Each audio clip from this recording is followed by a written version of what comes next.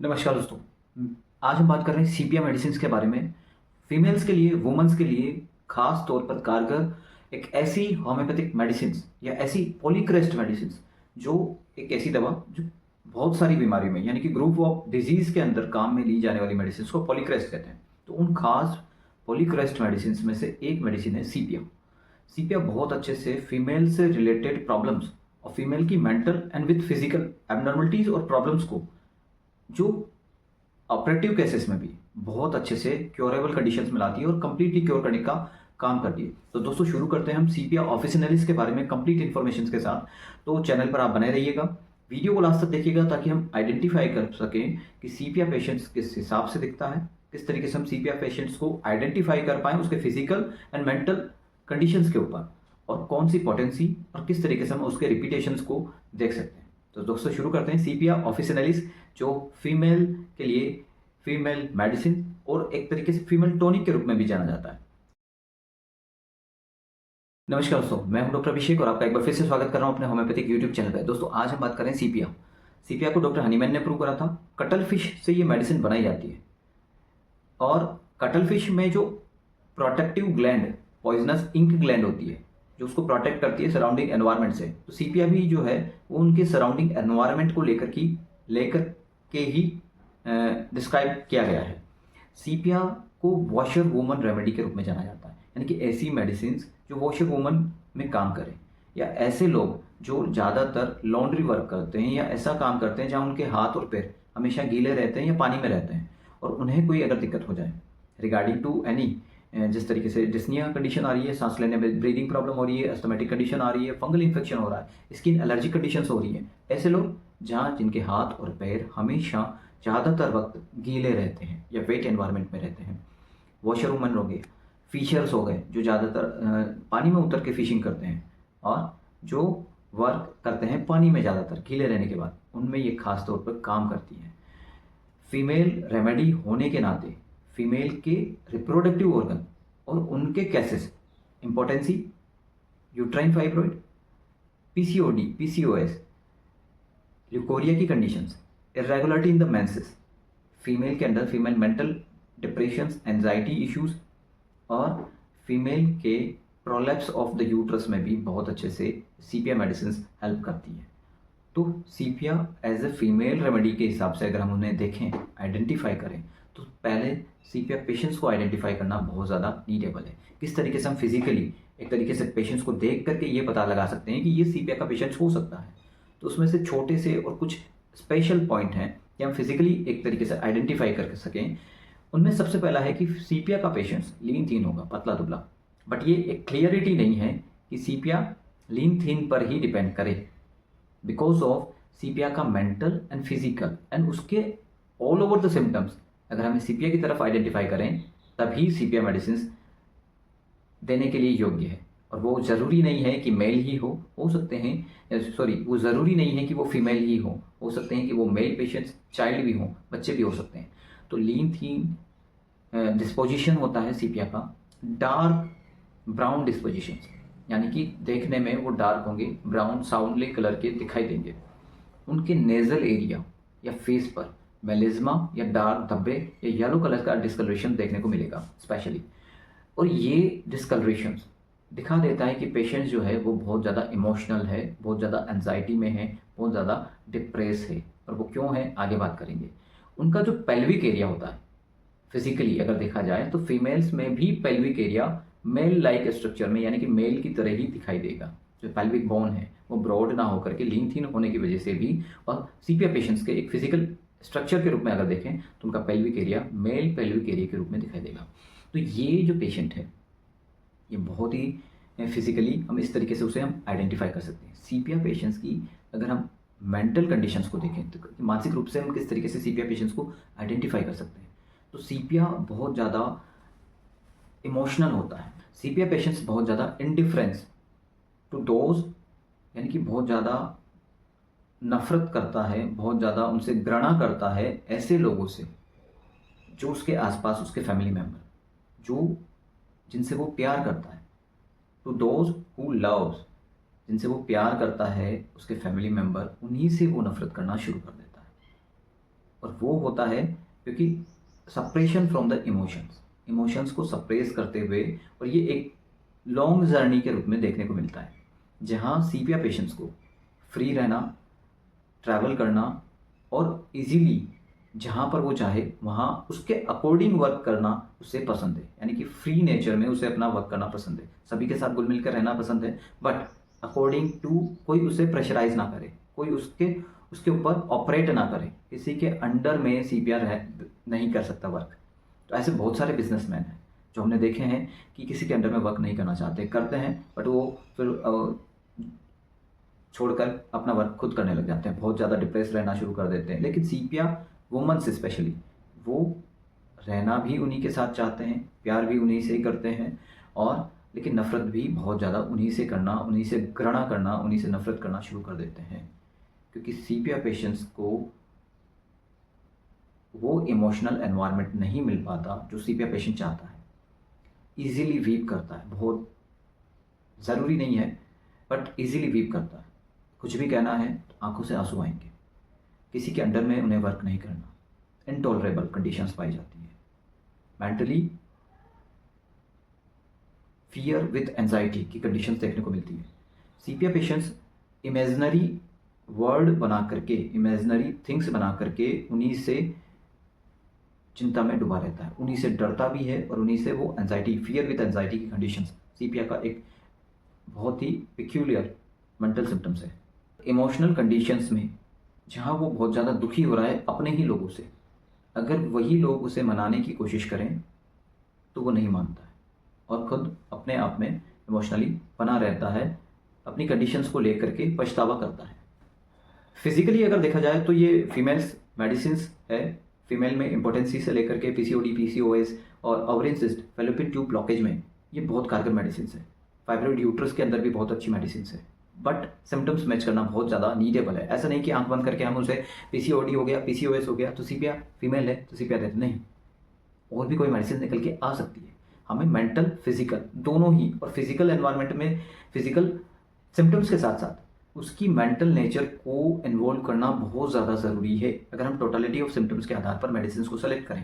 सीपिया patients को कहीं से भी दर्द जो होता है वो एक्सटेंड हो जाता है टूवर्ड्स द बैक। पैरों में दर्द हो रहा था लेकिन कमर दर्द शुरू हो गया, सर में दर्द हो रहा था लेकिन उसकी स्पाइन में पेन शुरू हो गया। तो ये जो every pain go towards the back situation है, यानी कि ले दे के कमर ही दर्द करती है, क्योंकि वुमेन्स जो होंगी वो ज़्यादातर अपना वर्क जो करती हैं और उनके बाद उनको बैक पेन शुरू होना जाता है सडनली, और पहले पैरों में दर्द हो रहा था अब लेकर के बैक में पेन शुरू हो गया। तो यहाँ जो कंडीशन है वो सीपिया में पाई जाती है। सीपिया को बॉल लाइक सेंसेशन होता है एवरीवेयर इन आवर बॉडी, कि उनको पेट में लगता है कि कहीं बॉल है।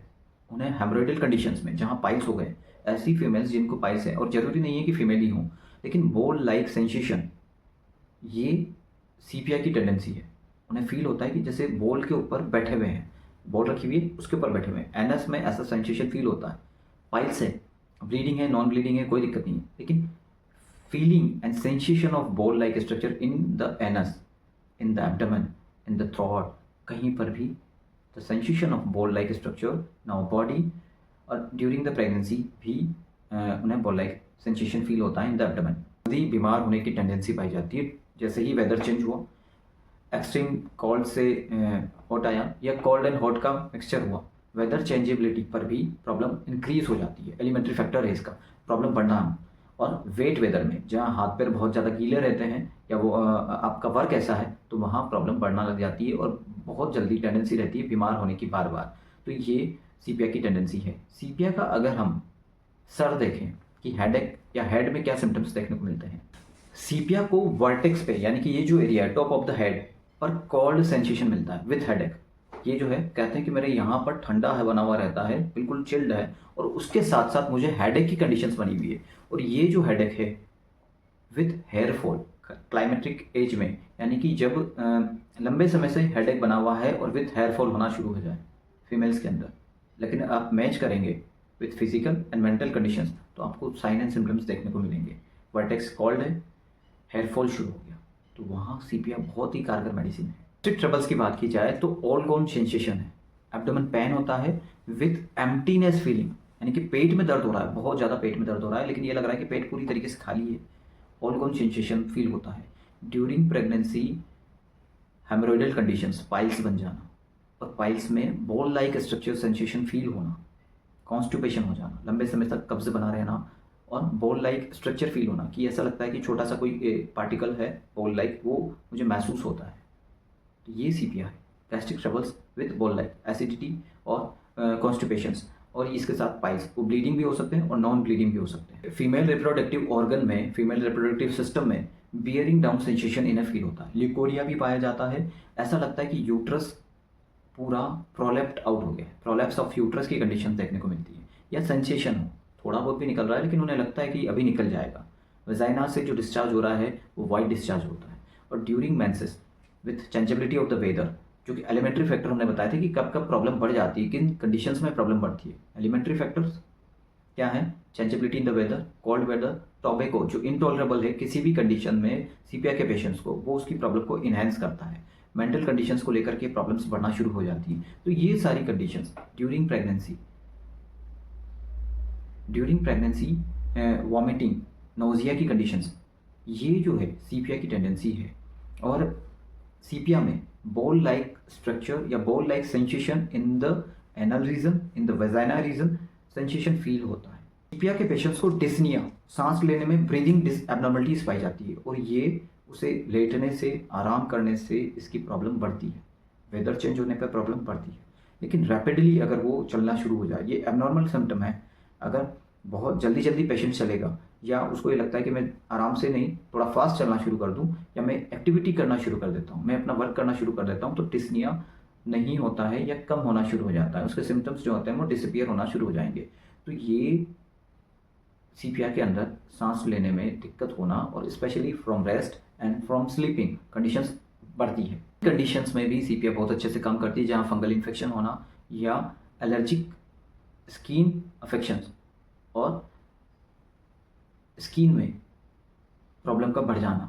विथ एलिमेंट्री फैक्टर अगर हम देखेंगे और सीपिया के फिजिकली, एनवायरमेंट और मेंटल कंडीशंस को देखें, तब हम उसके मेडिसिन को आइडेंटिफाई कर पाएंगे कि किस तरीके से सीपिया को स्किन एलर्जी कंडीशंस में या इचिंग की प्रॉब्लम्स में, एक्जिमा है, रिंगवॉर्म है या स्किन अफेक्शंस है, वहाँ किस तरीके से सीपिया बहुत हद तक कारगर है। तो उसके मेंटल एंड फिजिकल एनवायरनमेंट को बहुत जल्दी से हमें आइडेंटिफाई करना होगा, ताकि हम पता कर सकें कि सीपिया किस तरीके से स्किन पर काम करती है।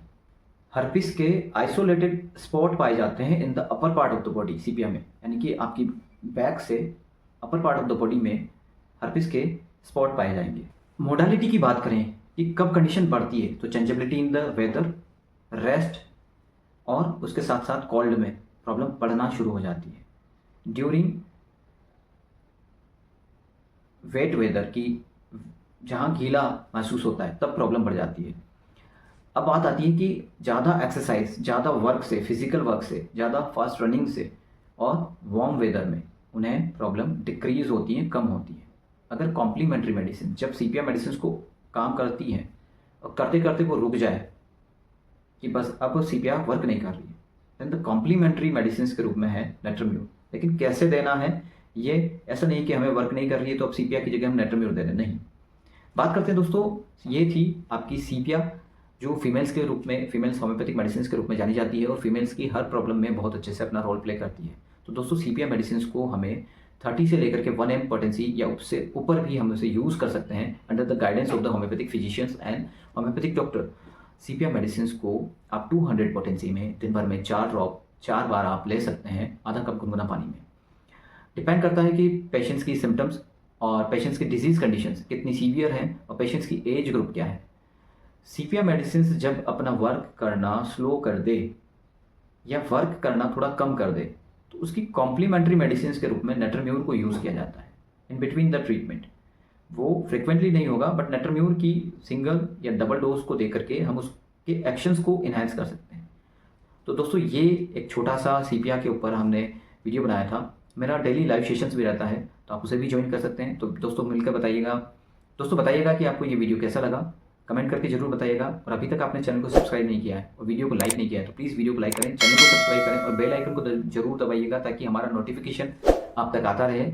और डेली लाइव सेशंस भी मेरा रहता है इवनिंग में, तो आप आ सकते हैं for the acute and semi acute cases की प्रॉब्लम को लेकर के। क्रॉनिक केसेस की प्रॉब्लम के लिए प्लीज़ नंबर डिस्क्रिप्शन बॉक्स में है, आप वहाँ जा सकते, अपना अपॉइंटमेंट बुक करा सकते हैं और 1-to-1 बात कर सकते हैं। Thank you viewers, thank you.